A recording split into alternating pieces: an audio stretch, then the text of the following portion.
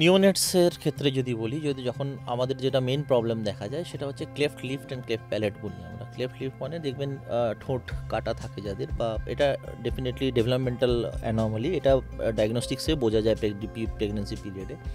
But এই ধরনের anomaly যখন হয় তখন আমাদের হয়তো 7 দিনের মাথায় একটা অপারেট করতে হয়, বিকজ এই ধরনের ডেফিসিয়েন্সিতে বা এই ধরনের ডিফেক্টের ক্ষেত্রে আমাদের যেটা প্রবলেম হবে যে মাদার্স ব্রেস্ট মিল্ক সাক করতে পারবে না। বাচ্চার যখন neonatal tooth, very sharp tooth বেরোয় যখন, তখন হয় কি মাদার্সের ব্রেস্ট সাক করতে গেলে ওখানে কামড় পড়ে। তারপরের যে স্টেজটা সেখানে হচ্ছে বেবির যখন মা ড্রিঙ্ক করছে বা কোনো দুধ খাচ্ছে বটল থেকে, সাপোজ বটল মিল্ক করছে, তো তার নিয়ম হচ্ছে তাকে কুলকুচি করে ঘুম পাড়ানো, এবং সেই ধরনের বেবিজের ক্লিনিংয়ের যেটা নিয়ম, একটা আঙুলে গজ পিস জড়িয়ে তার টাংটাকে বা মুখটাকে ভালো করে ক্লিন করতে হবে। So cleaning becomes important from that age.